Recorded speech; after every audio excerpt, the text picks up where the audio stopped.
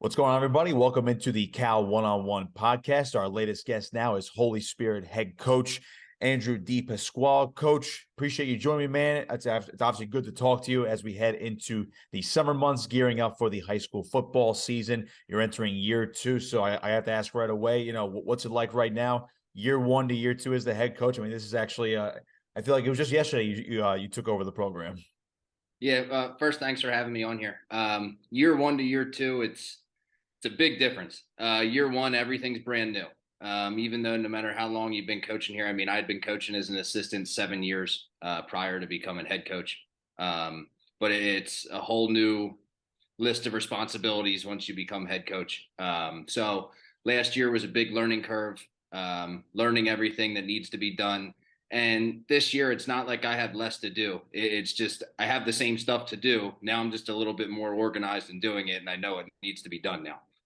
Absolutely. So 9-2 last year in your first year as head coach, 1-1 in the playoffs, made it to the non-public B semifinals last year. So a little bit short of a state title, which Holy Spirit obviously is very accustomed to. So I'm looking at that right now, and I'm thinking to myself, well, Holy Spirit's always going to be in contention for these state titles in these non-public groups. So was there? I mean, obviously it's disappointing to always lose that last game of the season, but did you overall see your first year as a success for the program, or is it still a bit of a bitter taste in your mouth? I mean, overall, we definitely had some successful moments. I mean, at the end of the day, if we don't win a state championship, it's not a successful season.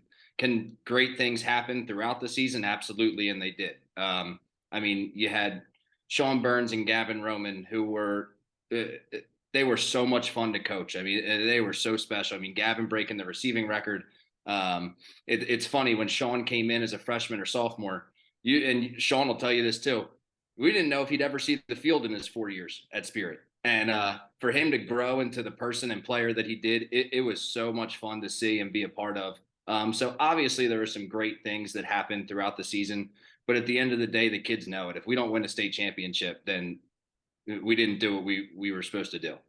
Kind of looking back real quick at 2022, as I remember that first game of the season against Cherokee at the Battle of the Beach, won on the game-winning field goal right at the end. Did that kind of set the tone for the season, considering you guys did finish 9-2, and again, just ran into a buzzsaw with Red Bank Catholic last year? But I mean, that I feel like that game kind of just set the tone for what you were going to implement in the Spartan program. Yeah, I mean, the Cherokee game was unbelievable. I mean, the kids. Nobody thought we had a chance to win, which is great. I mean, there's nothing better than being an underdog going into a game. And Cherokee, great football team, great program. It was a great test for us. And they came out, the kids came out and played awesome. I mean, you had Sean light it up, Gav light it up. You had kids that people had never heard of come in and play great roles. It set the tone for the entire season. And the game, for it to end the way it did on a game-winning field goal after missing extra points throughout the game, it just came full circle. It was a great game, and it really did set the tone for the entire season. So now that we look ahead to the 2023 campaign, of course, I look at it right now. It's June 14th. So this season's starting in basically 2+ months from now.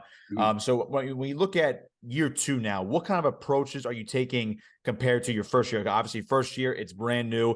You're basically troubleshooting a lot of things, maybe a little bit of a trial and error. Do you have more of a sense of what you want to do to implement what you want for the program in year two and obviously beyond? The tradition here has been set for years. So the standard's been set, and the standard's set really high. So it's nothing that I'm coming in and really changing. It's really just carrying on what's already been done. As far as year to year goes, it depends on the kids you got. I mean, you can't do the same thing every single year and expect the same results. It's just not going to work. I mean, the kids we had last year were a special group of kids, and we have to learn to coach the new group of kids that we have this year. And we have to be able to adapt to whatever we have and whatever puts us in the best position to win. So whatever that looks like, but we can't just get used to doing the same thing over and over again and expecting great results every year. So as far as this new crop of kids, who are some of the guys you would like to highlight, at least right now? Of course, nothing set in stone until we get to late August for the first game of the season. But who is really standing out to you amongst your team right now through the winter and the spring practices and now going into the summer? Yeah, we've had a really good off season. Most of our kids play multiple sports, which is great. I love seeing the kids playing multiple sports. So whenever they're not in their sports season, they'll come into the weight room and work out. So our off season programs are really good, and we've had some kids that have really been getting after it. Nick Medina is one of them. He's going to be a junior for us. Played linebacker and H back for us this past year. Um, we're going to have a good quarterback competition this year, which I'm really excited for this summer. We got some running backs that are coming back, Pops from last year, Jasir Ward. And then we got Christian Searles, who started every game for us last year at cornerback, and would get mixed in a little bit at running back. He's going to be a sophomore this year. He's going to be special. And we got another kid, another running back, Amir Hicks. So we got a nice little trio of running backs. And defensively, we bring back a good amount defensively. We bring back both inside linebackers with Nick Medina and Tommy Innocente. We bring back both of our corners with Christian and Peaky Roseboro. We bring back Tamir Jones, who played receiver and safety for us last year. So there's some core parts of last year that are coming back this year that we're expecting to be leaders this year. Yeah, absolutely. I remember talking to you during the winter, and obviously you mentioned the multi-sport athletes. Just pointing out a guy off the top of my head, Peaky Roseboro, basketball player for Holy Spirit. He's obviously a very talented athlete. I remember you kind of hyping him up as well, as he's one of the, I guess, one of the better athletes overall. Probably in the entire school, I would say. Yeah, Peaky's an unbelievable athlete, and that's what I like seeing. Like I like going to the kids' basketball games in the winter and the baseball games in the spring. I like seeing the kids compete, and when you can compete in multiple different sports, you find different ways to win. There's nothing better than that. I mean, you can only play sports for so long in your life. I mean, play as many as you can while you can, have a blast doing it, and learn how to compete and playing with other people. There's nothing better than that.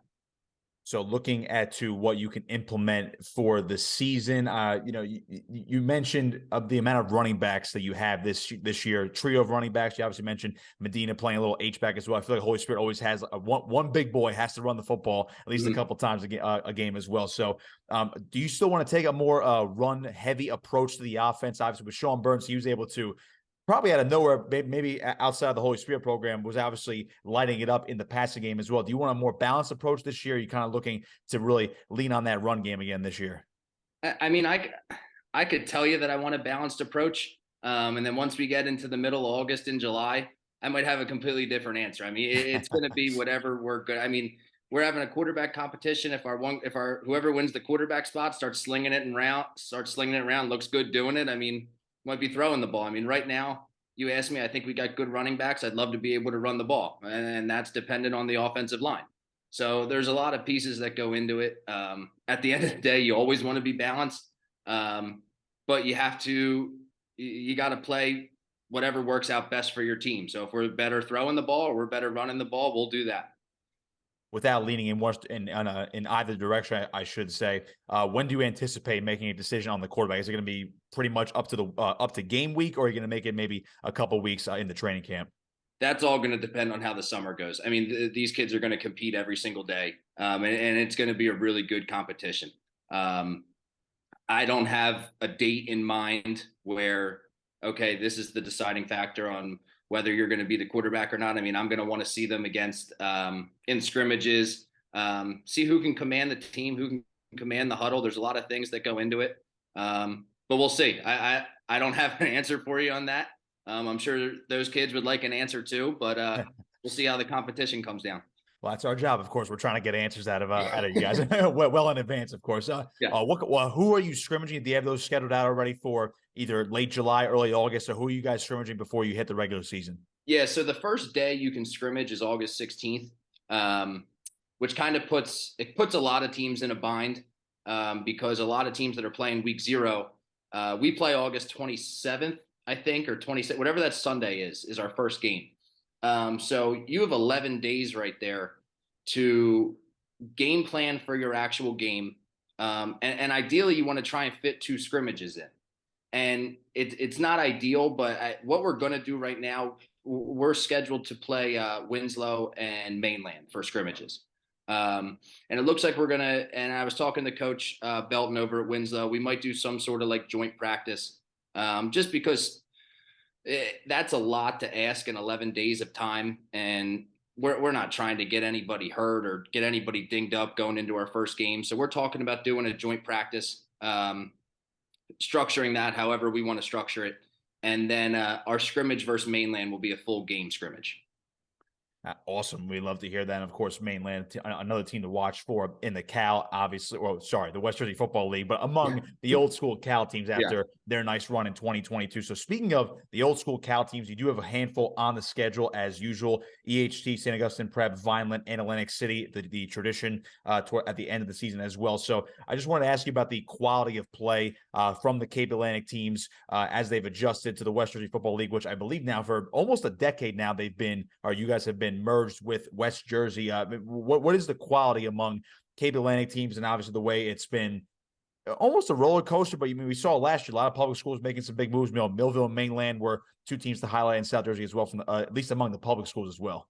Yeah, I mean, I don't know the exact numbers off the top of my head, but when you come down to playoff time, and you're getting around Thanksgiving state championship time, like you said, it's probably been about 10 years since they've merged, however long it was. I mean, there's Cal teams in it every year.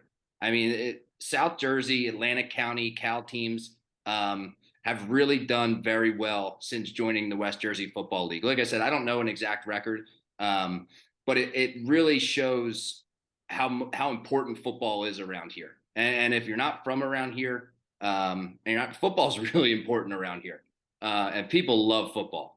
And you see that with these Cal teams come November, December, when it's getting cold out, man. I mean, there's always Cal teams in it. And you love seeing that. And you love having them on your schedule during the season. Absolutely. Holy Spirit High School football head coach Andrew DiPasquale with me on Cal 101. One more for you, Coach. Just a message to the Holy Spirit fans, the school, the community around Absecon and around South Jersey for what you guys expect here in 2023 and year two under your tutelage. Yeah, I mean, the message is simple. We want to win a state championship, and we're going to do everything we can in order to do that. And we'll make whatever sacrifices we have to make. But a big shout out to our alumni, and especially our Fathers Club and Mothers Guild. They do so much for us. The alumni base at Holy Spirit is second to none, and having their support is amazing. So we'll do everything we can to win a state championship and make them proud. One of the best atmospheres in South Jersey high school football, if I do say so myself as well. Coach, appreciate the time as always. Thanks for joining me. Looking forward to talking to you during the season as well. Good luck this year, and we can't wait for August, of course. Thank you very much. Thank you for having me.